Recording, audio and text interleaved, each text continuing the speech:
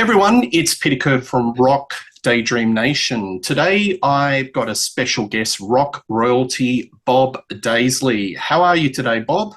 I'm fine, thank you very much. Nice to talk to you. Look, wonderful to talk to you, Bob. Over the last 3 weeks or so, over the summer break, I've been reading this For Fact's Sake, Oh, right. which came out in 2013, and it's a wonderful can't put me down sort of book. Bob, are you kind of still surprised at the reaction at this book? Well, I am surprised, but it's what I hoped for. Obviously, it's. Um, I didn't want it to come out as a commercial product that would be on bookshelves for 3 months and then in a bargain basement after that for two bob. Yeah. But yeah, I've been in some ways, surprised, but certainly glad that it's had so far the longevity that it's had, and it keeps going, and it does create interest, and there's a lot of questions answered in the book, Yeah. that have been asked many times over the years, so. Yeah, But absolutely. most of the answers are in there, and each new print run, which is every sort of couple of years or whatever, when I get a few more thousand done, I just update the epilogue at the end to put people up to speed, sort of thing. What's happening? What's Yeah, happening what's now? happening? Yeah, and what's happened since the last update. Yeah. Is there any scope for a sequel to the book? I mean, you've kept very meticulous diaries. You've got actual dates, but I would imagine not everything in those diaries was put in this book. Is there scope for a sequel out of those original diaries to do kind of a part two? Well, yes and no. I put most of the important stuff in that book, Hmm. although I did. If I'd have put every single event in it, it would have been sort of 3 volumes or something, and a lot more pages. And um, Yep. as it stood, it took me about 2 years to do that one. That was the actual writing of it, going through diaries, blah blah blah. Then the editing of it and corrections and taking bits out and throwing bits out. Just because it would have been so long and Mm. so big. Then I had to go through literally thousands of photos to narrow it down to, I think it's 380 photos in it or something. What I really enjoyed about the book was I imagine you narrating it. It's kind of got your inner voice all the way through it. Yes, yeah, And that's that, how I intended it, so that like I'm yeah, talking to people and they can hear me speaking in it, rather yeah, than have somebody write, because there are many biographies where it's not an autobiography, it's somebody writing either about them or for them. But I y- wanted to do it all by me, so that it comes from my heart, my mind, my emotion, sort of yeah, thing. Mm. absolutely. Why don't we go back in time? Do you often wonder what would have happened if you didn't take that flight to London in July 1971? Do you ever think about that? I have thought about that many times. What would have happened? Where would I have been? What would I have been doing? Sort of thing. But it's and plus, I didn't answer your question properly. Is there a part two? Not that I can foresee. Like I Okay. said, I'll probably just keep adding to the epilogue, and Yep. even though there are probably lots of little stories that people will be interested in, but I can't see myself, dedicating another 2 or 3 years of my life to, because that's what I did with that one. I put Yep. everything else on hold, and and just dedicated my everything to that book. So, Yep. but um, what would have happened if I hadn't got on that flight? It seemed to be, it was fated.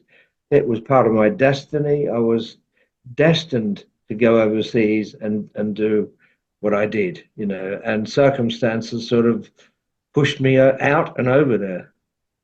Yeah. Why do you think that you were able to graft out a career overseas, but many Aussie musos before you, like Masters Apprentices, Doug Parkinson, a lot of contemporaries failed? What do you think were you able to graft it and those other folk weren't?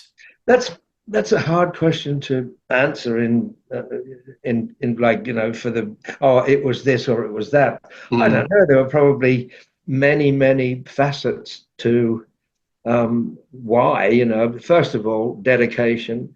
Secondly, sacrifice. I was willing to sacrifice. I was naturally dedicated to it, and I did have some good connections in the industry. Like when I got there, I was staying with a friend of mine who was working for Led Zeppelin. yep.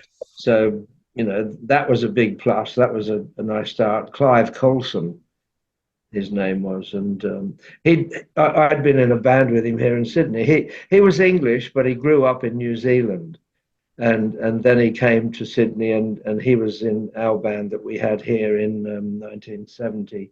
And then he got well, in those days, there wasn't any emails or texts or even mobile phones or anything.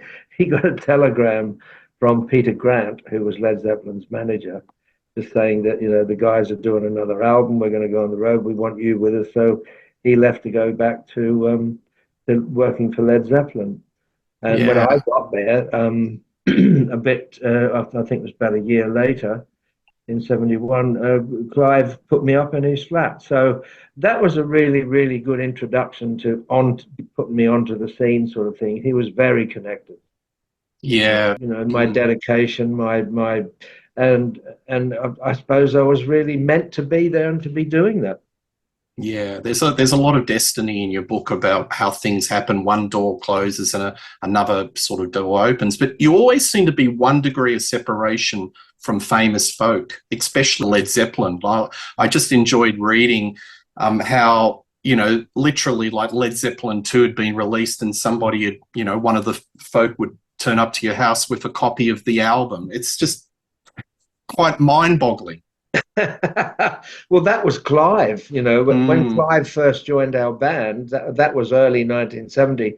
Led Zeppelin 2 had just come out overseas, but it wasn't out here yet. yeah, Led Zeppelin 1 didn't get into the charts here, yeah, but the guitarist in the band, Dennis, and I went to Clive's place, and he had a reel-to-reel tape of Led Zeppelin 2. He said, "Oh, I've got the new Zeppelin album, if you want to hear it." When Dennis and yeah. I looked at each other, if we want to hear it. So we thought for a nanosecond, yes, please, and that hearing Led Zeppelin 2 for the first time just blew us away.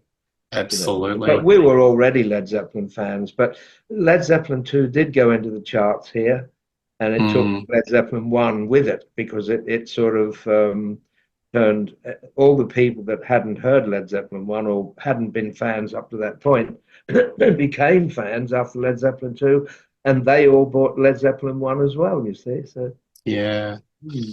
With the British hard rock explosion with Deep Purple, Yeah. Sabbath, and Zeppelin, was that sort of the music that you sort of decided there and then in the day that that was the sort of music I really wanted to gravitate to and play? I think I was gravitating towards anything that was blues orientated or Yep, blues influenced. I loved Cream. I loved yep, Led Zeppelin. I loved Jimi Hendrix. yep, All the bluesy sort of influence acts. So, and the Jeff Beck group, the original Jeff Beck group with Ronnie Wood playing bass and Rod Stewart singing and great stuff. Loved that, all that, And if you listen to Truth and Beck Ola, the first two albums that the Jeff Beck group did, it's almost kind of like this is what Led Zeppelin's going to be like because they came first. yes. So they I were mean, like kind of like the original Led Zeppelin. yeah. I mean that Truth is a cracker of an Oh, album. it's a great That album. gets a Yeah. lot of high rotation in this household. I'll tell you, Oh, good. love it. I love it. I love it. Under the early bands, Yeah. Mungo Jerry, Chicken Shack, or Widowmaker, which of Yeah. these outfits gave you the confidence that you made the right decision to leave Australia and, I'm going to make a career out of this? I think all of them in their own way. But the very first band that I joined in England, in London, was on my 22nd birthday in beginning of 1972. I joined Chicken Shack, and that did make me feel like, yes, it's all been worth it. It was, Yep. Stan Webb, a great blues guitarist, and he was very knowledgeable. about blues, the history of blues, the blues artists. And he turned me on to a lot of stuff, and it was that sort of authentic blues player, a bit like Peter Green and people. He was mates with Peter Green, So I got to meet Peter Green through Stan, which meant a lot to me because I love the early Fleetwood Mac, the proper Fleetwood Mac, before they became an American pop band, but the original Fleetwood Mac when they were an English blues band. Yeah, it was great stuff. When I went to Mungo Jerry, that was the same management as Chicken Shack, and they asked me to leave Chicken Shack and join Mungo Jerry because Ray Dorset, who was the singer with Mungo Jerry, Yep. was looking for a bass player and drummer, and I went and joined them on their sort of advice or request, if you like. And it was a great experience. We had hit records and that, and to watch your record flying up the charts, and then you start doing all the TV shows, like the Top of the Pops and all those sorts of things. It was a great experience, although I did miss playing the tough blues kind of stuff, which is why I went back to Stan Webb. Yeah. But I did enjoy the time in Mungo Jerry, and having been a part of the success and having hit records, and it was a great time. Yeah. It was there I was in Sydney a couple of years earlier. I think it was about 1970, and I saw Mungo Jerry on TV the first time on one of those Saturday shows. And I thought, this band's really good. They've got something special. And they were doing In the Summertime, that big hit they had. Well, that big hit In the Summertime went around the world and was #1 in 20 countries, which was huge. Sold, just that first year, sold 11 million copies. It was amazing, And then 2 years later, I was in the band in London, So that was, it was quite an experience. But I did go back to Stan Webb and Chicken Shack after Mungo Jerry, only because really I missed playing what I really loved, and that was the blues stuff. Yeah. One of the early takes I have in the book that I find a little bit of kind of a bit surprised is that you had a little bit of indecision about joining Ritchie Blackmore's Rainbow out of Widowmaker. Yeah. He had a bit of an aura about being a band member killer.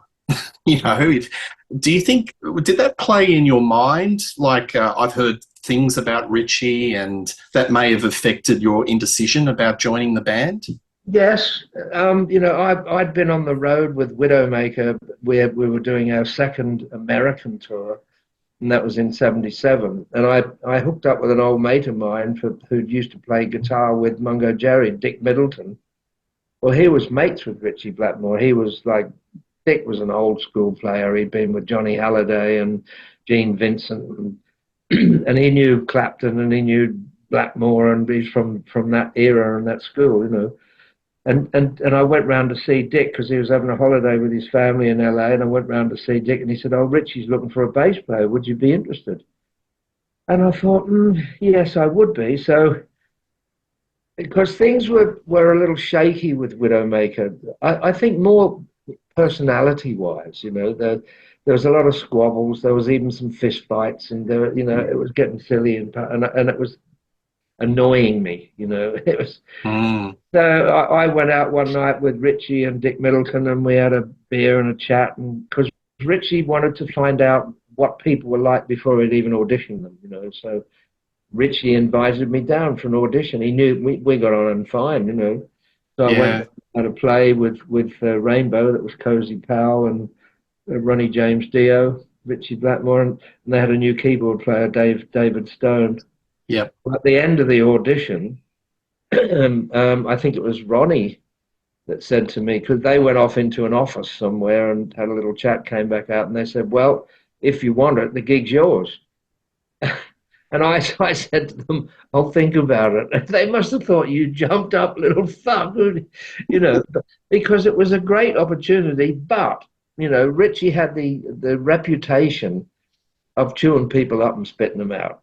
you know. Yeah. And people were saying to me, just be careful. You could leave Widowmaker and then go with Ritchie and then end up with nothing in 3 months. So I did have to think about it. But, you know, I had a long conversation with my wife on the phone for about an hour where she was saying, you got to do it. You got to do it. This is a great opportunity. There's no, you know, it's a no-brainer. You got to do this, you know. Anyway, I still hadn't made up my mind. And then we played at the Whiskey A Go-Go that night in LA with Widowmaker, and Ritchie came along with Cozy Powell. And after the show, I went up to the dressing room. Anyway, another fight broke out with Widowmaker. They were arguing and screaming and bitching, and I thought, oh, fuck this, you know. Yeah. And Ritchie told me before the show, he said, I'll be up at the Rainbow, which is the Rainbow Bar and Grill, just up the road from the Whiskey. He said, I'll be up there. Come and meet me up there. So when the squabbles broke out with Widowmaker, it kind of made the decision for me. You know, I didn't make the decision. I just thought, oh, you know, that's it. It's a sign it's time to leave. So I said, I said to them, I packed up my bag, walked out. So I'm going up the Rainbow, and I meant up to the Rainbow and to join Rainbow. You know, sort of like that. So I walked in, and Ritchie was sat at a table in the Rainbow, and as I walked in, he applauded, and I thought, wow, that's amazing. That you know, Ritchie Blackmore was not one for you know, giving compliments or anything easily or taking it lightly. So for him to applaud as I walked in, I thought, oh, I've done something right. Yeah. So I joined Rainbow that night at his table. I said, okay, count me in, and we started rehearsals the next day. That's fantastic. Do you think that, you know, you didn't seem to have many problems with Ritchie? Do you think it's just because your personalities clicked? Yes, and plus I knew the situation. It was head down, shoulder to the wheel, get on with it, be professional, be reliable, and don't start bitching about anything. Just get on with it. And I did, and that was fine. That's all you really needed to do with Ritchie, you know, is do the job right, be conscientious, be reliable, be professional. And I didn't have a problem with him. Yeah. But he seemed to have an issue against keyboard players. I read with interest there was a bit of a hierarchy. Yes. And I've read a lot of interviews with David Stone. Even to this day, he seems to harbour a bit of a grudge about Ritchie this, Ritchie that. So, yeah. There was a funny thing. I don't know what it was, but Ritchie and keyboard players, I don't know. I don't know if maybe in the earlier days with Purple, that John Lord gave him a hard time, but I knew John Lord well, you know, and I couldn't see John being like that, you know, with Ritchie. So where that came from, I don't know, but I know he gave David Stone a hard time, and Tony Carey, the original keyboard player of Rainbow, he gave him a hard time as well. So I think he traumatized Tony. There's been many interviews with Tony being traumatized by Ritchie.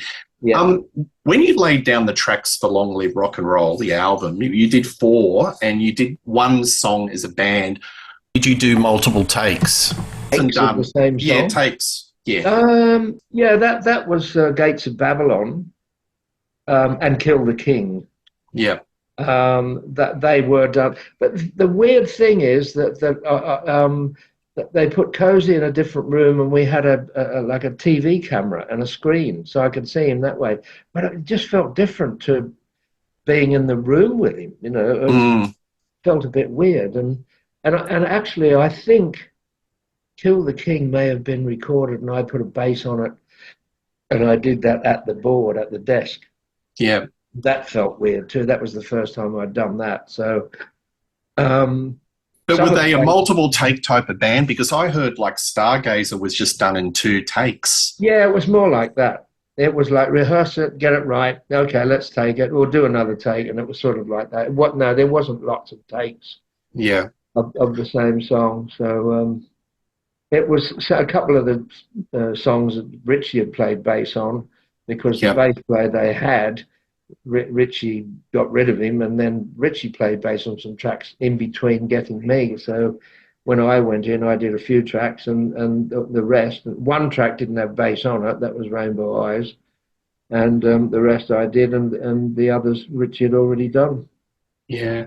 Were there any rehearsal ideas or jamming other songs? Is there anything in the can, you think, that's in some archive somewhere out of those You sessions? mean with Rainbow? Yeah, that you Not worked really. on that No, album. I have rehearsal tapes, and some of the songs that I have were released on a Rainbow album as bonus material a few years Yep. ago. Yeah. Um, but all the songs are really just from the rehearsals. So there's no sort of new songs that we haven't heard before. Yeah. As like, let's do something with this because no one's ever heard it. But they were just rehearsal tapes of those songs. So I used to Yeah. record the rehearsals, take them back to my hotel, and then practice along with them and make sure I Yeah. had all the parts right, and that's how I had them. Yeah. I liked your reference to Ritchie as an amazing guitarist, but as a bass player, he was an amazing guitarist. Well, yeah. What do you think is the main difference between a guitarist moonlighting as a bass player and the real thing? Um, I, I don't know. I think if you become a bass player, because some of the great bass players have started out on guitar. I mean, Yep. Paul McCartney started out on guitar. John Entwistle started out on guitar. I think, Ronnie Wood, he started out on guitar and played bass. He was a great bass player too. Mm. There's Yep. been a lot of great bass players that started out on guitar. But if you concentrate on just being a bass player, you tend to start to think as a bass player rather than as a guitarist. And Ritchie was technically and precise in his playing, but he didn't think like a bass player and put in sort of passing notes or other bits that would be considered bass playing. Sort of, he just sort of followed the song on a bass to. I don't know. It's difficult to put into words, but Do you think it's a feel thing? Like well, you've got a yeah, feel for the bass. partially a Yeah. feel thing too. Yeah, Yeah. and I think you do have to be thinking bass, be a bass player in your head. Like Yeah. I was about 14 when I first saw a band with an electric bass in it, and I thought, wow, it just got me. It hit me in my heart, sort of thing. I thought that's what I want to do. I was playing guitar. I started out learning guitar at guitar lessons, and one week the guitar teacher brought in a little band with a rhythm guitar and a lead guitar and an electric bass and drums. And I say electric bass because in those days, it was 1964, electric bass was still relatively new. Some bands still had an upright double bass. But Yeah. when I heard the electric bass, I thought, wow, I just loved it. It just felt to me like it was the backbone, the spine of the music, the throbbing heart. It was just the guts and the emotion, and I thought that's what I want to do. And That's that why was you've it. got some lifelong relationships or friends with drummers because they're in the pocket with you. You're Yes, like a band of brothers, so to yeah, speak. yeah, Like with Lee, which we'll talk yes, about. yeah, yeah. As soon as Lee and I started playing together, we knew it. There was something there, and we just Yeah. like, yeah, clicked. Uh, in your book, you talk about in 1997 that you were looking at putting Rainbow back together or Yeah, proposing to put Rainbow back together. yeah. With hindsight, do you think that would have worked with the public in 1997? I think it would have created enough interest because there was enough Rainbow fans out there that certainly would have loved to have seen that. I'd spoken to Cozy, I'd spoken to Ronnie, and I think Ronnie had spoken to Ritchie, and everybody was like, "Yes, let's do this." I don't know what keyboard player it would have been. It could maybe Don Airy. I don't know. We didn't really Yeah.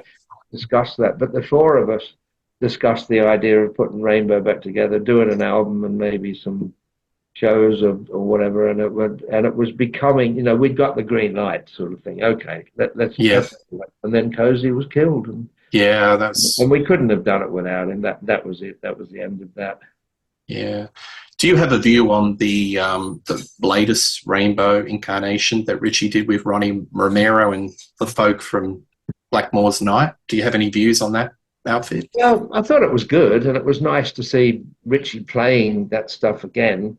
Hmm. Um, if I had any, well, it's not a criticism, but I just thought when Ritchie was talking about the singer, he said, "Oh, he's better than Ronnie." But it was just, I just thought, no, Yeah, this guy's good, and Ronnie was good, and they're different, and it's not a matter of who's better or who's best. That they were different singers, and they were both good.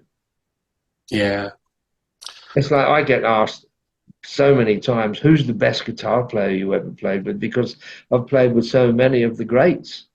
But I don't think there is a best. There's people who are right for the gig, and uh, you could say, oh, okay, you've played with Yngwie, and you've played with Steve Morse and Steve Vai and Randy Rhoads and Ritchie Blackmore. Now, who's the best? There is no best. yeah, It's just who's right for the time. It's like you could put Randy Rhoads in the Beatles and say, oh, he's a better guitar player than George Harrison. But is he? No, George Harrison was the right guitar player for the yeah, Beatles. I think it's a bit like that. yeah. Um, in your book, you don't have a lot of regrets, but I get a bit of a feeling about Rainbow that it's kind of a little bit unfulfilled. You would have loved to had one more album with them. Would that be fair to say? Yeah, yeah, it Just was. to continue one more year, just to see Yeah, how it would have it gone? kind of ground to a halt. It got to a point where it was just floundering.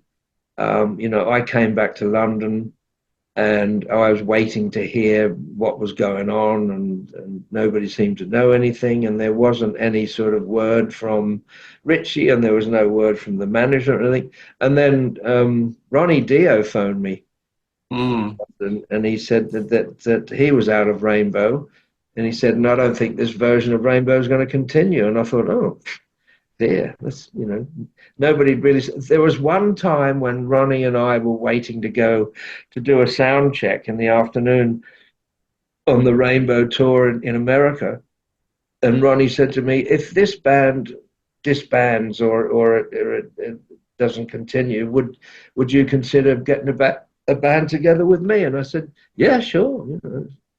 So, yeah, when Ronnie phoned me in London and he said he was out of the band and he was going to put his own band together, and he said that version of Rainbow wasn't going to continue. So I said, yeah, okay, then count me in. He said, I'll start looking for guitarists and keyboard players, and I've got a record company in mind, and blah, blah, blah. Don't do anything. Hold tight. I'll be back in touch. And he yeah, would phone every few weeks. He'd phone and say, I'm still on the case, blah, blah, blah. And so I wasn't really looking for anything. I didn't really sort of try yeah. to, do anything else. So I was just waiting. And then one day I walked up the street. We lived in Holland Park, and I walked up the Holland Park Avenue, and I got I think it might have been Melody Maker, one of the music papers. And on the front page it said Ronnie James Dio joins Black Sabbath, and I thought, oh, Mm, thanks for telling me. yeah, great.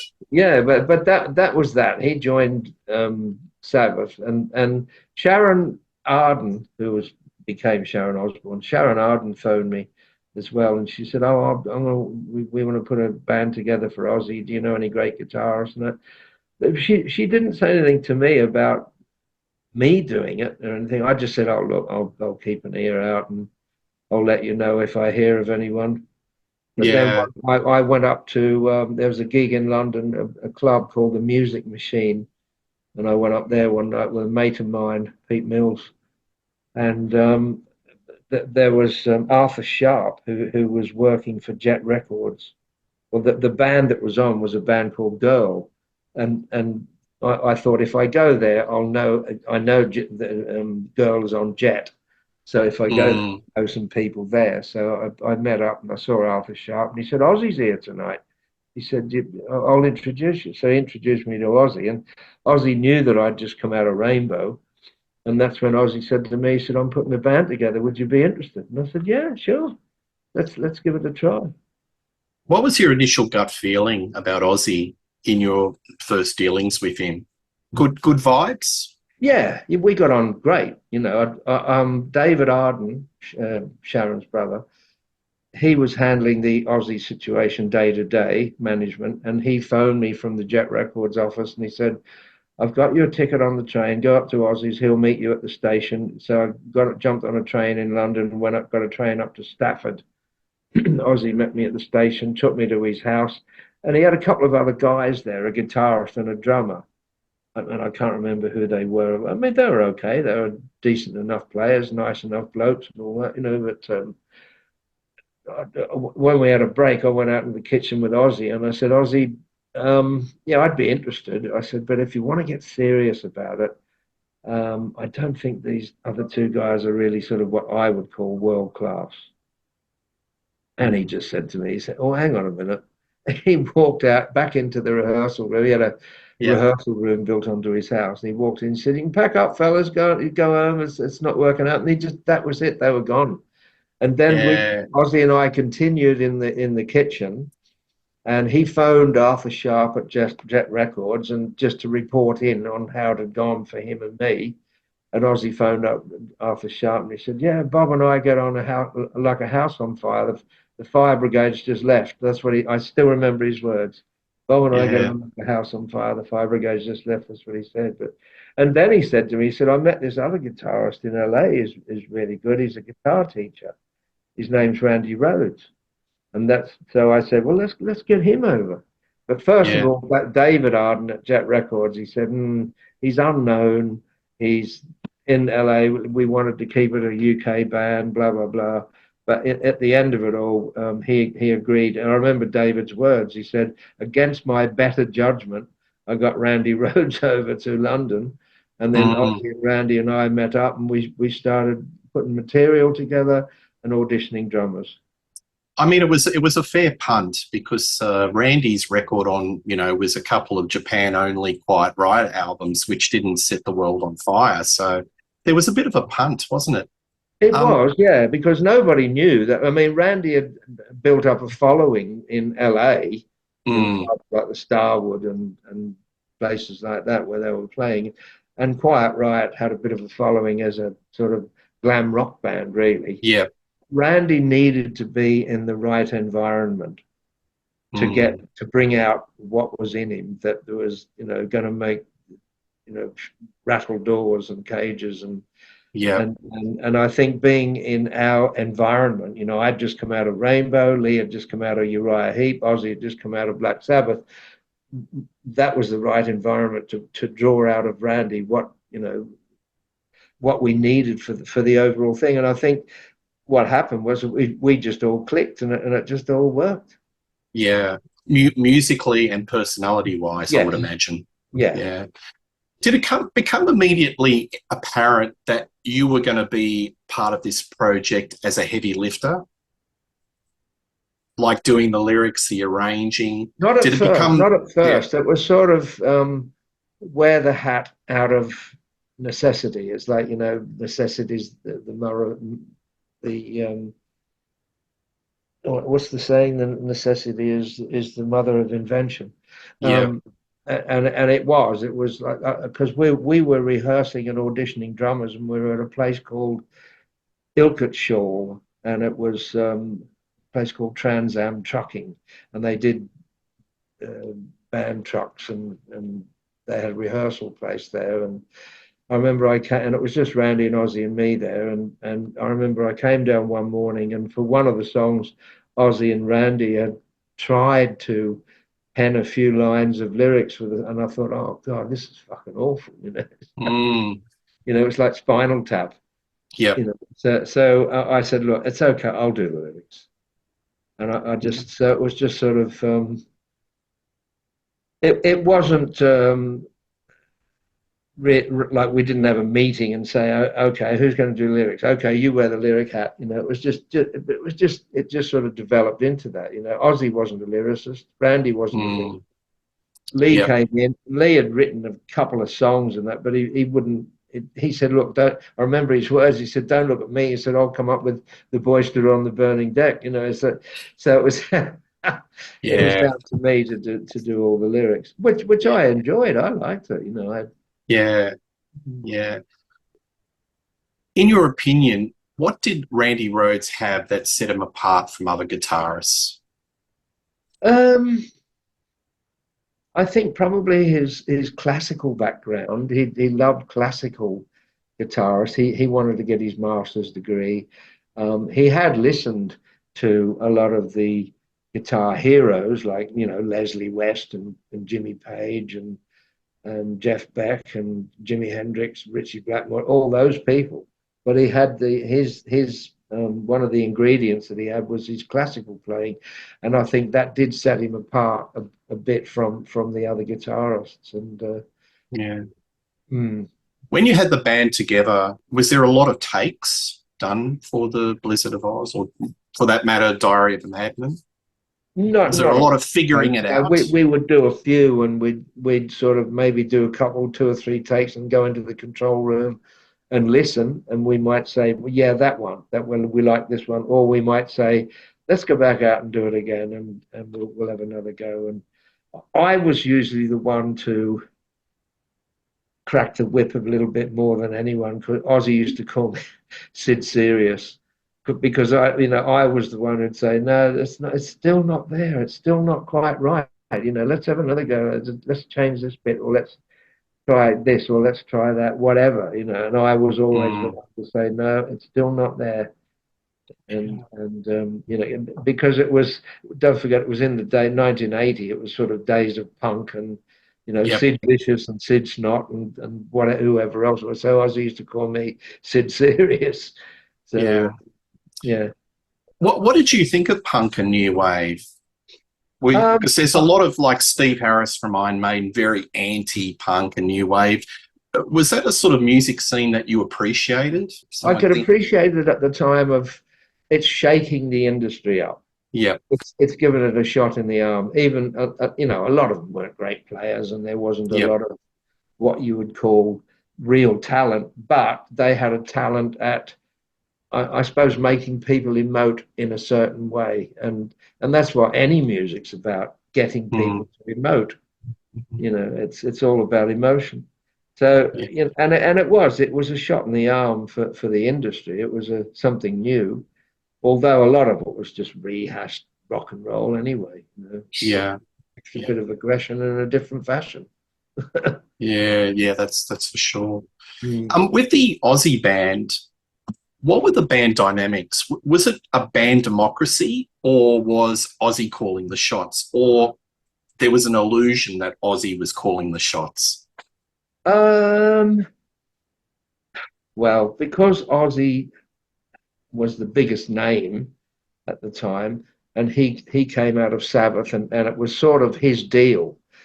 Jet Records signed Ozzy out of Sabbath, so really it was like his band.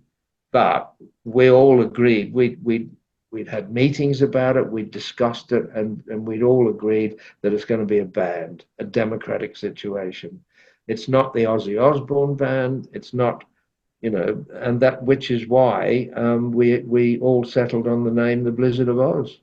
The Blizzard of Oz was actually originally Ozzy's father's idea. He said, if you ever get a band, call it The Blizzard of Oz.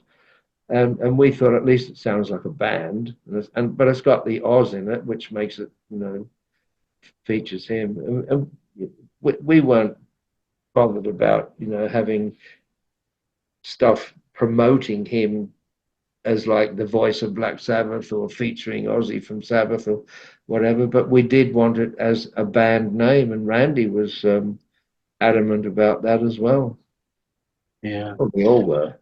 Did you have to hard sell your lyrics or song concepts to Ozzy, or was he just generally quite accepting with the ideas that you'd bring to the table? Yeah, he was quite accepting. As I'd every once in a while he might say, "Oh, this line sings a bit weird" or something. So I'd change a word, or I'd change one line or half a line or whatever. But most of the stuff, I would just explain it to him and say, "Yeah, it's fucking great. I like it." It's sort of like Yeah. things like that. Do you think people underestimate Ozzy's musical ear? You do offer him a little bit of praise in the book for his melody lines. Well, see, the melodies of the song were very important, and he had, and even though we were writing the music part, his melodies were very important, inspired by what we'd done musically, but still very important, and good melodies. You know, it was good on melody. I remember telling that at the time. So I like your melodies. They're good. They're all good. And I would still say that now. His melodies were good. Yeah. Do you think he was influenced by the blues? Because I've got this Uh, theory that Black Sabbath, the early Black Sabbath, was kind of heavily indexed by the blues. What's to your a take on point, that? I suppose that there's not much rock and roll that's not either directly or indirectly influenced by the blues anyway. You know, if it Yeah, wasn't for the blues, I don't think we'd have rock and roll. You know, even yeah. Elvis, his very first hit, Mm, "That's All Right, Mama," was Arthur Big Boy Crudup, who was a blues artist. And even mm, Elvis, you know, in Tupelo, Mississippi, that was a real great area for blues artists. And he used to sit outside little juke joints and chicken shacks and listen to blues artists. And he actually used to say that in his interviews. This is not my music. This is, you know, he was very influenced by black music. And in those days, in the mid 50s in the US, they had radio stations that they used to call race stations because they played black music. And they thought Elvis was a black artist at first when he did Arthur Big Boy Crudup's "That's All Right, Mama," and that was a major hit for him. You know, so. yeah. But Ozzy's vocal lines were kind of unorthodox comparative to a lot of the hard rock singers in the day. They seemed to Yeah, go off on a tangent. Um, yeah. kind of, yeah, I've always had a feel that it was very kind of indexed by the blues. That's all. There's probably not many of us that weren't influenced either consciously or subconsciously by the blues. You know, it's Yeah, yeah. Do you think Ozzy was a person that was easily influenced depending on who he let into a circle of trust? Because looking at your book, it seems like he had a circle of trust, and those like yourself for a considerable period of time, he would listen to those more than others. Would that be fair to say? yeah. I suppose so. Yeah, yeah. In your book, you sort of detail the business promises that were not fulfilled by Sharon or Ozzy, whether it was writing or performance credits or the like.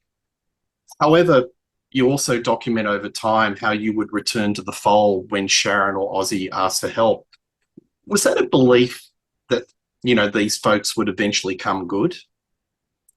Well, that's a very complicated situation, and I think you really do have to read the book to get the full answer of why I went back and the circumstances that I went back under, and the times that I went back. You know, like I'd done those Mm, first two albums. We always had our writing credits. It was performance credits on Diary of a Madman that we didn't get. mm, And then I went back. See, Bark at the Moon was supposed to be the third album with Randy, me, Ozzy, and Tommy Aldridge, but Randy was killed, so it was put on hold, and then I came back to do that third album with Jakey Lee in the yeah. fold, and we put that album together. I like that album, Bark at the Moon. I think it turned out very well. Um,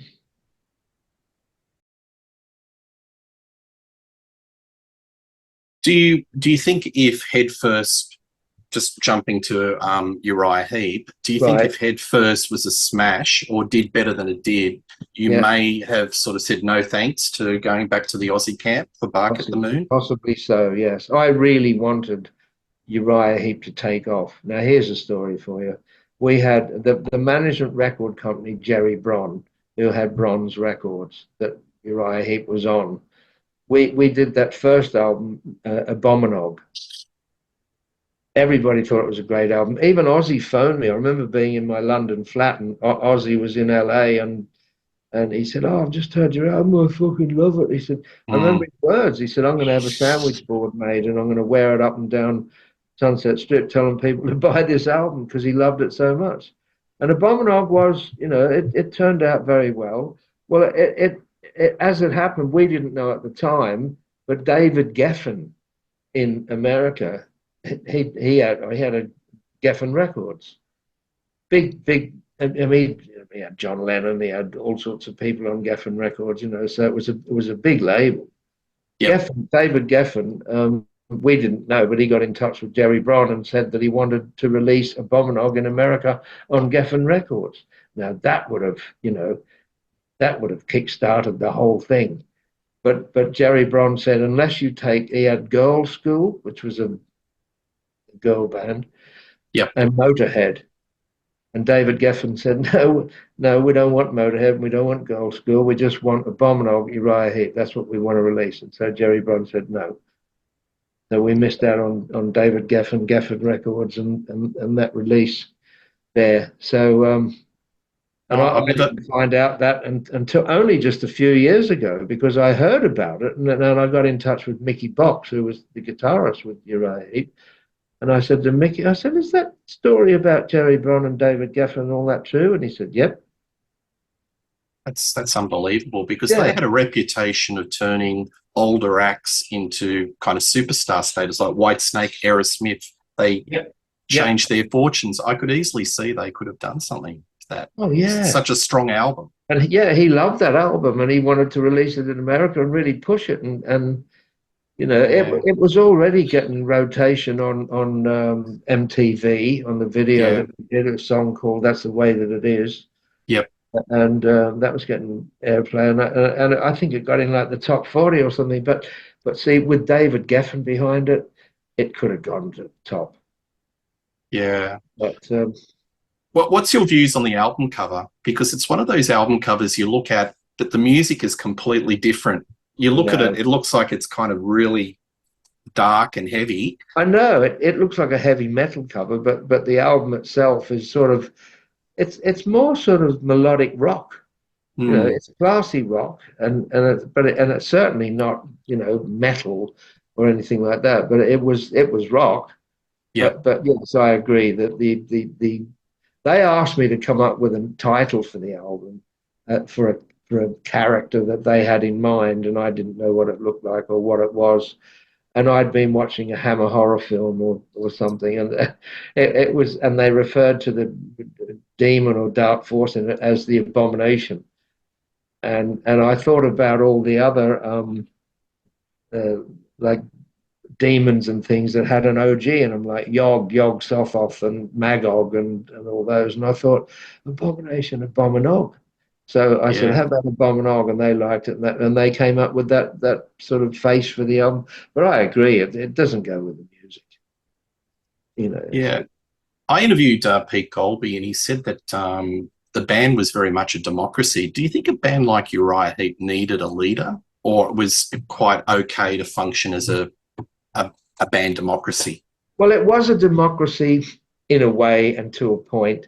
But I think it was really because Mickey Box was the original guitarist and Lee Kerslake from Uriah Heep was the drummer, that Mickey really was more the leader of the band. He was put it this way, he was the leader of a democratic band. So, you know, So after Uriah Heep, you got involved with Gary Moore and had a very long, fruitful sort of working relationship with him. Mm-hmm. You're quoted as saying Gary Moore was one of the most talented guitarists that you ever played with all the great guitarists in your CV. That's saying something, isn't it?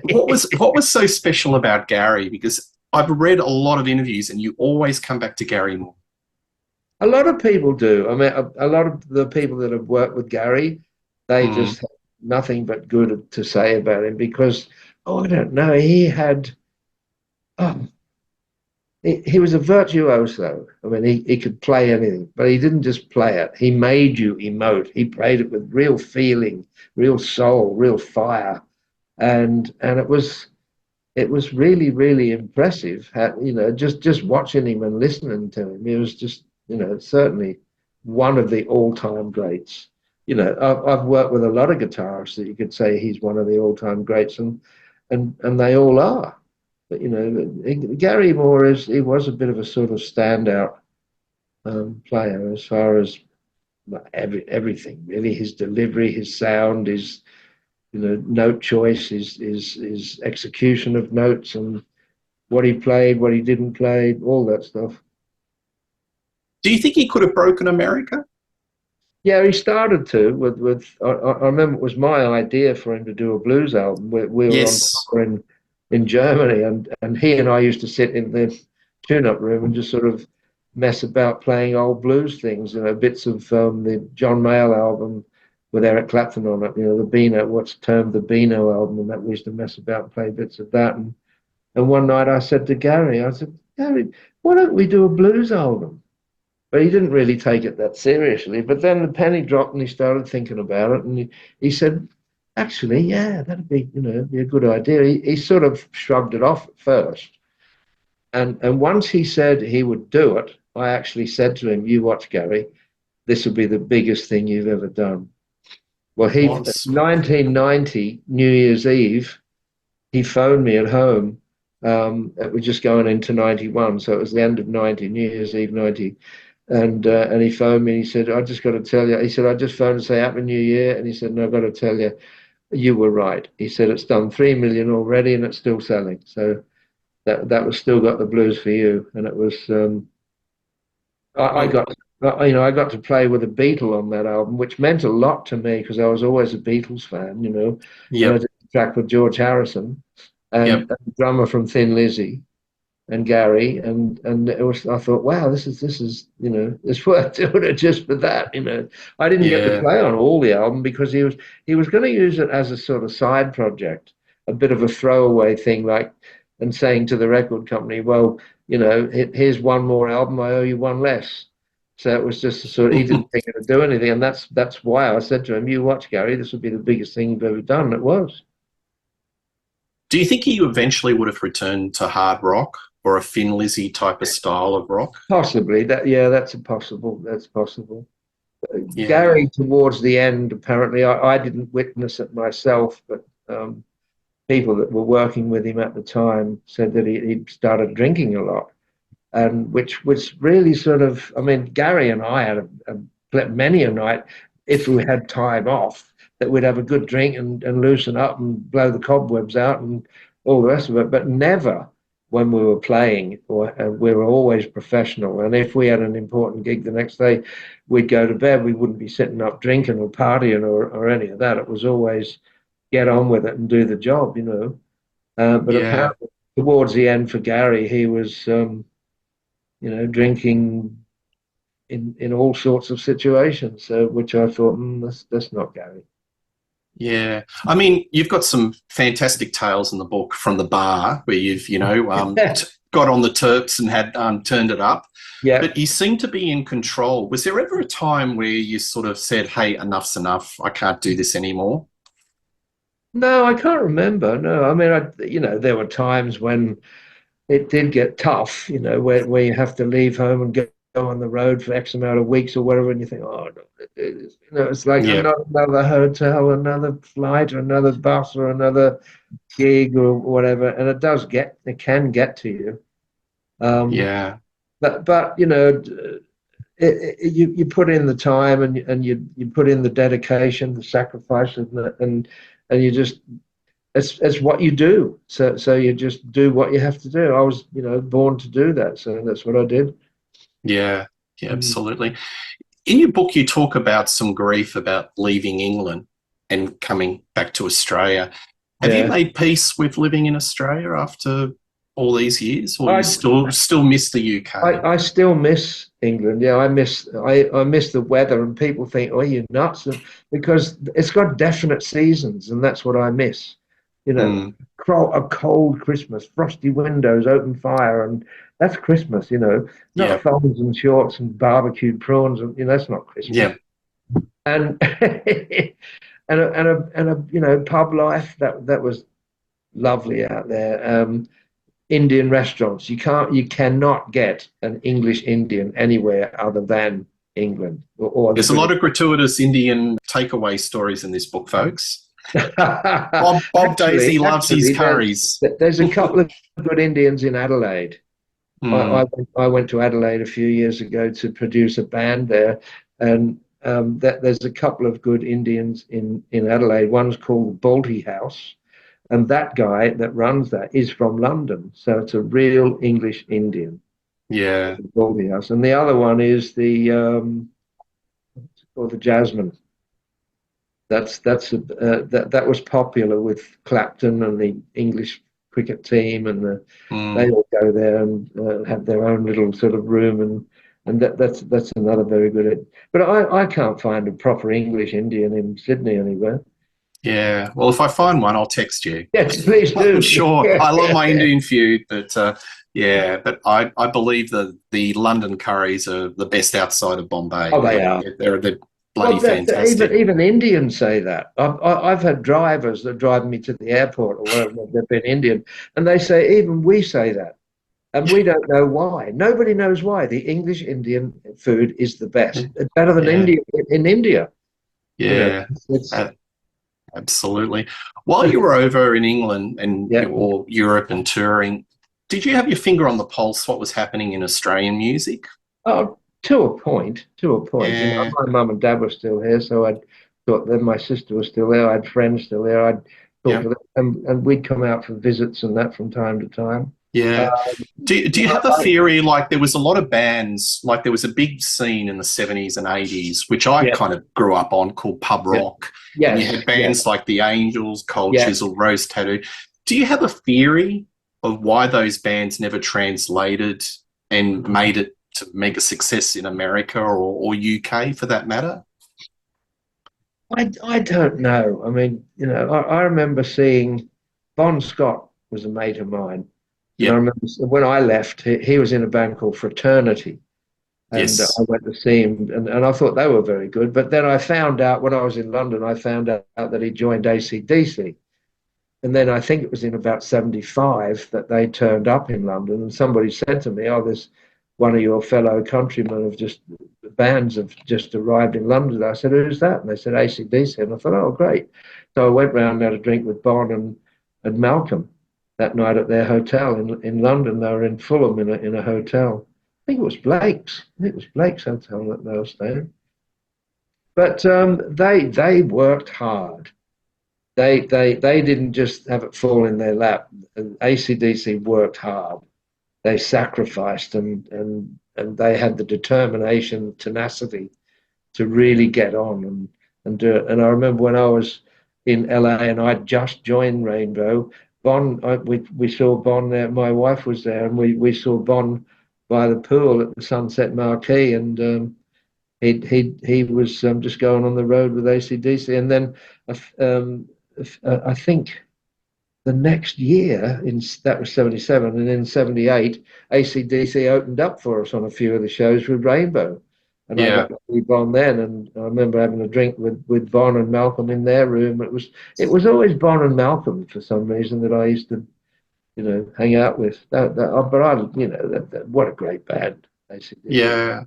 Was it a surprise to you that they just broke Stadium status with like Back in Black, or none at all? Well, it would have been nice to see it with Bon in it, do that. But I could understand why it went like that after Bon had gone, and Back in Black was a great album. You know that. There's some great playing, great riffs, and everything on that album. And I thought Brian Johnson was a good front man and singer. I remember seeing him when I was in Mungo Jerry. Brian Johnson was in a band called Geordie because he was from Newcastle. And that's people are called Geordies up there. That's where my mum was from. She was from Sunderland. Yeah. I remember seeing he was in a pop band. No, Geordie was just really a pop band. Yeah. He was in that. But it was an inspired choice, but it worked, didn't it? Oh, sure. Yeah. It really did work. Yeah, yeah. I thought that, you know, for somebody to replace Bon, I thought Stevie Wright would have been a good choice because Bon was a fan of Stevie Wright's. If you watch Bon and you look at Stevie Wright, you can see where he got some of his moves and how he was influenced by Stevie Wright. Bon. Yeah. But I think at that time Stevie Wright wasn't in the right condition to be to go and do the gig. So I think he somehow blew it. But I don't know if he turned up late or he didn't turn up or he turned up drunk or something happened. Mm. And but I thought if he'd have held it together, he would have been great as a frontman for AC/DC. Bob, you've done a lot of production work and you've done work with bands like The Next and a few other up-and-coming bands. Is that an area of your career that you really enjoy? Just, I do pumping up the enjoy it, yeah. tires? I do enjoy it, and some of the albums that I've been on myself, I've sort of co-produced, and Diary of a Madman and Blizzard of Oz, and we were actually had a very good engineer, Max Norman, but he wasn't a producer. He was an engineer, and so we just told him what we wanted, and he was good at getting it for us. But I enjoy production, but I wouldn't say that I'll give it all up and be a producer. It was really my heart lies in playing and creating the music and being a part of the playing part. I do enjoy, the production side of it as well if I'm involved in the playing. Yeah. What advice do you have to any up and coming rock bands trying to make it today? Because it's a whole different world now, isn't it? Oh, it is, isn't it? Yeah, I mean, wow. I think really you have to be totally dedicated. People have something to fall back on and they put their efforts and energies into something else and that. But I think you got to give it your all. And I think you've got to get out of this place. I don't think this is a great place to be. If you want to do really well, you've either got to go to England or you've got to go to America. Do you think with the internet that brings people closer? Geography is not really essential because you've got a lot of, internet's the big thing. Have changed. Yeah, I know they've changed so much that, but I think, like people do records like that, where there's audio files and you play your bit and I'll play the, and sometimes they do it on the screen and they send bits to play, but you cannot beat people being in the same room and having those energies together, the creative energies, the creative juices all together in the same room as a band. I think that's important too. So what's next for Bob Daisley? We've just started doing another Hoochie Coochie Men album. Oh, wow. Yeah. We were going to do another one with John Lord, and I phoned John in England and I said, you fancy doing another Hoochie's album? And he said, yeah, great, I love that. So yeah. It was actually his wife, Vicky, that answered the phone, and I was talking to her about it. She said, oh yeah, do another one of those. We love that, So we were going to do another Hoochie's album with John Lord, and then he was diagnosed with cancer, and I think he was gone in the next year or the year after, soon after anyway. So we're going to do another Hoochie's album, and we've already started it. And I'm just going to try for another sort of nice name keyboard player on it. Somebody, I don't know who yet, but there's Ben Waters in England who played with the Stones and played with lots of people. And there's Jules Holland, who's another great authentic keyboard player, Wow. I believe Purple are coming out to Australia in April, so maybe Don Area might be around. Yeah, I've done a lot of stuff with Don, Yeah. Purple coming out here in April, are they? Yes, they are. They're doing a tour. Okay. I think with Blondie and a few others. It's a real mixed bag, but I don't know the venue. But they're coming out. Blondie in London at Hammersmith Odeon when was it? It must have been about 1980 or something. Yeah. They were great in those days. It was. Yeah. Yeah. Absolutely. But so who's in the lineup of this band? There's Tim Gaze again on guitar. Okay. Rob Grosser on drums, good blues drummer, authentic. Yep. Obviously me, and I'm going to get maybe Jolyn Turner to do a couple of tracks on vocals. Right. Jolyn Turner. Yeah. Get him down under. I don't think he's ever been. I don't think he's ever been down there. No. And then there's John Butler, who I've always liked his voice. He was the singer with Widowmaker. Yep. And Rob loves his voice as well. And I did a tribute to Gary Moore album about 3 or 4 years ago, Turned Yep. out really well, and I had a lot of good guests on it. I had Steve Morse and Steve Lukather and Eric Singer and Joe Lynn Turner and Yep. Graham Hughes and a lot of great people on it. So yeah, I Yeah. might get and John Butler was on that too. So Okay. yeah, maybe John Butler, Joe Lynn Turner, um, Doogie White. Doogie White. Yes, yes, I do. Yeah, Rainbow and Michael Schenker yeah, Group, that's it. etc. Yeah, yeah. He's Yeah, he's going to absolutely. do at least one or two songs, and we're doing a song called Bulldoze Blues. Now that song was originally done by Henry Thomas.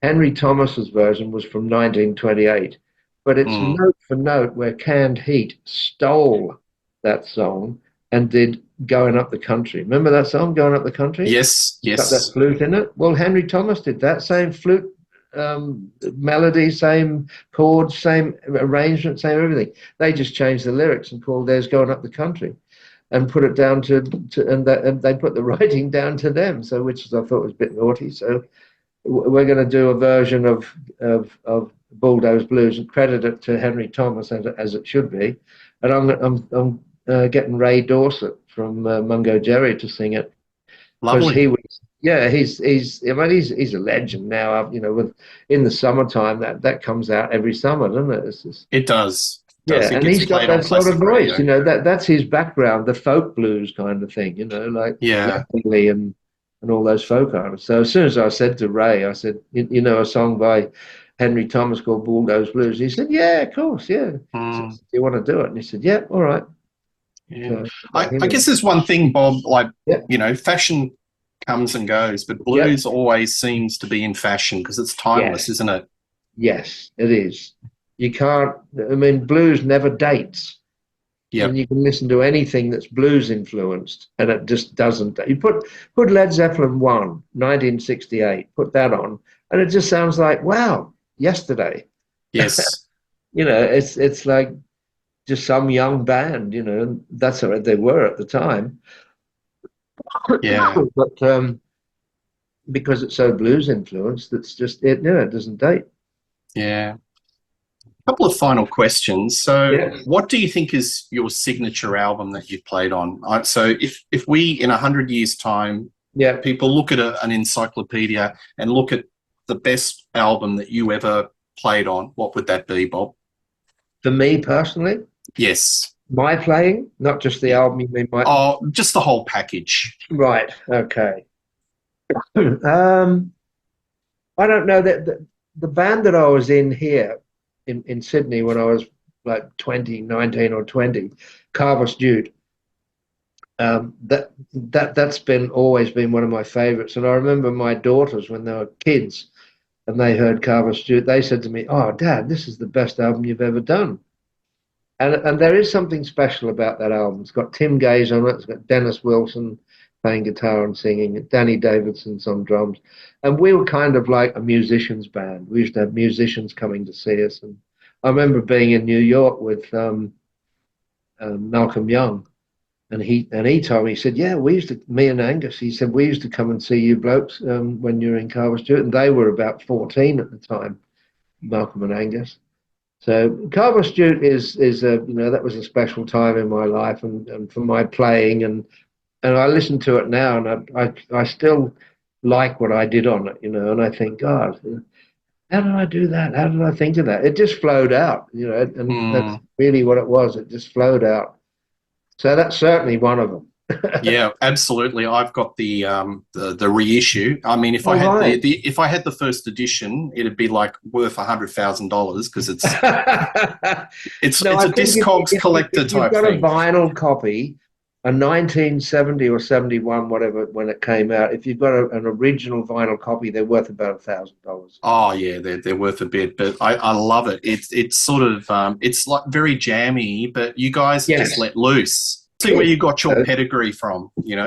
Yeah, yep. Well, we were listening. We had a lot of influences, but all those influences were channeled into being ourselves. So Yep, it still sounds like Carver Stewart. yep. It sounds like we are us. We're not anyone else. We loved Led Zeppelin. We loved the Jeff Beck group. We loved Jethro Mm, Tull. We loved, Cream. all Yep. those bands, and there's a little bit of all of those in us. But we developed our own sound very quickly because we'd only been together about, I don't know, a couple of months when we did that album.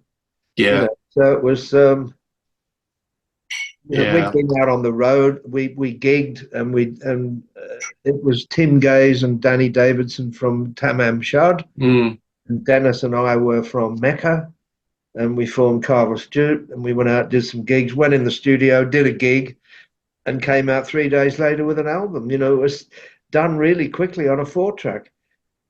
I mean, you guys, playing nightclubs like Checkers in the day where you have to do 3 sets a night, that brings your game to. Oh, of course, yeah. I remember Dennis and I were in a club in King's Cross for several months, Mm. called Down Under. And we played 7 nights a week and a Sunday afternoon. So it was like 8 gigs a week. There's a song there somewhere. Yep. Yeah, 8 gigs a week in this place called Down Under. But, it really got our playing tight, and you get so familiar with your instrument. And it was such great training. Yeah. It was a really, really good thing to do that. We were playing covers, and we were just, a covers band in a club, but doing it every night and Sunday afternoon as well. It was, that was really, really, I think, important. Yeah. And these days you'd be struggling to get 1 or 2 gigs on a Saturday night. How times have changed, isn't it? Yeah. And not for the better. In those days, you'd walk down the street and you could just hear bands as you walk past various clubs and bars and that. It's like probably 5, 6 different bands. Yeah, absolutely. Yeah. What song do you want to be remembered for? Is there a particular song? Um, Tough question, I know. Well, the first song I ever wrote was for the Carver Stewart album, and that was 1970, and it was called Ascend. And it was strange because it was kind of like tongue-in-cheek, but a little bit philosophical. Mm. And nowadays, people are talking about ascension all the time, everywhere. The ascension. We're in that time now where it's beginning to happen. The quickening of the vibrations, and we're going, up into another sort of higher vibration, higher dimension sort of thing. And that's what Ascend was about. And I just said it in sort of quirky, funny words. But, I think the opening line is, I'm going to pack clean socks for a week, a new world to live in, I'll seek, and that was it. And it was called Ascend. Yeah. And now it's very relevant. I didn't have a clue about it at the time, but now it's very relevant. So, that'd be a good one, I suppose. I mean, a lot of your lyrics were sort of, in my opinion, a cut above a lot of the rock sort of basic lyrics of the day, and they sort of aged quite well, don't you think? Very topical. Fortunately, even the Aussie lyrics, those first 2 albums, because you were very socially observant, just topical.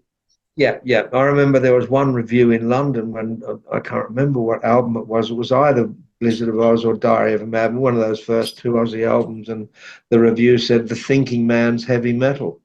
So I thought, oh, good, that's That's what you like to hear. Yeah, that's right.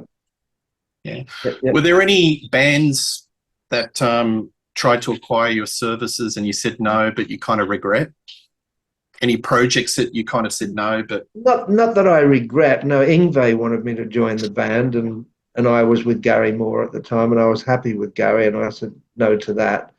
And Black Sabbath wanted me to join. When I did the Black Sabbath album in '86, with Eric Singer and Ray Gill and Coney Iommi and Jeff Nichols, but that was great. I had a great time doing that. And they wanted me to join the band, and I said, because I was happy with playing with Gary Moore. I did it as sort of, I don't regard it as doing a session, but I did it as a sort of go in, and I wasn't doing anything at the time. Jeff Glixman, the producer, phoned me. I'd worked with him with Gary Moore, and he said, I'm in the West Indies doing in Montserrat at Air Studios, George Martin's Air Studios.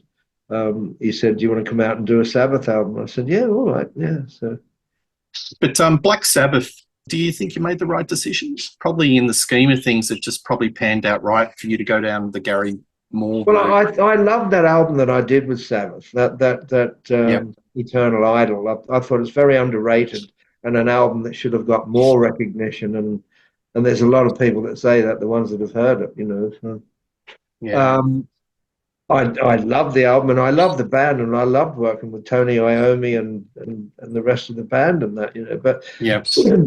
um, I wasn't really happy with the management and what was happening management-wise, and that's why I didn't do it.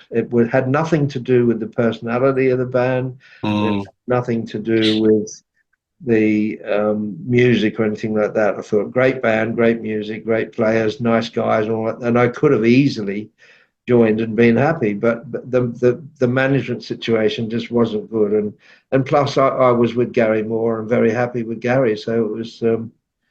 You know, I said, look, I'll do the album and I'll help Ray write lyrics, and I wrote a lot of the lyrics for that album, yeah. and it was fun to do, and I liked the album, but you know, Yeah. it wasn't something I regretted not joining, you know. Yeah.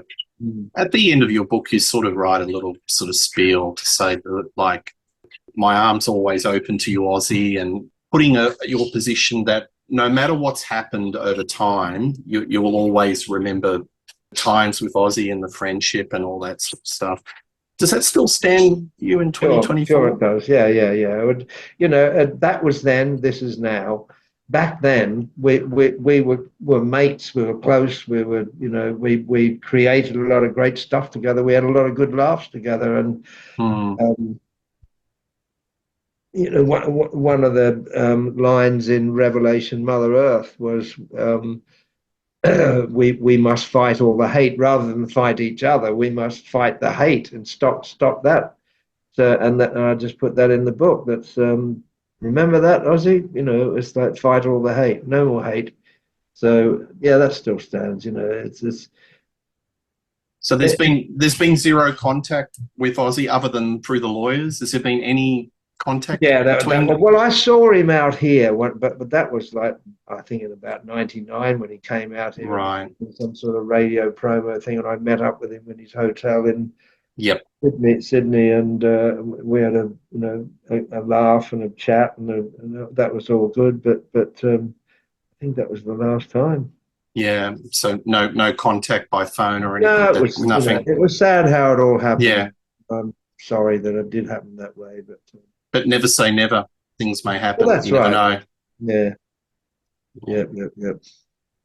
Well, Bob, thank you very much. It's been wonderful talking to you. I mean, how can I cover your career in 90 minutes? It's impossible because there's just I so know much there's so much in this more. book. Yeah, I So, know.